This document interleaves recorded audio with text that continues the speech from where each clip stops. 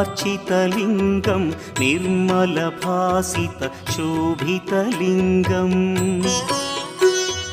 जन्मजदुःखविनाशकलिङ्गं तत्प्रणमामि सदा शिवलिङ्गम्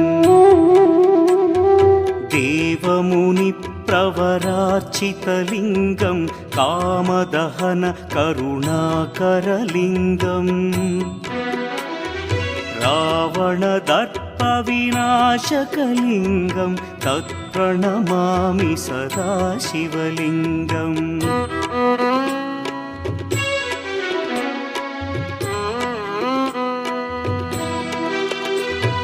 सर्वसुगन्धसुलेपितलिङ्गं बुद्धिविवर्धनकारणलिङ्गं सिद्धसुरासुरवन्दितलिङ्गं तत्प्रणमामि सदा शिवलिङ्गं कनकमहामणिभूषितलिङ्गं फणिपतिवेष्टितशोभितलिङ्गम्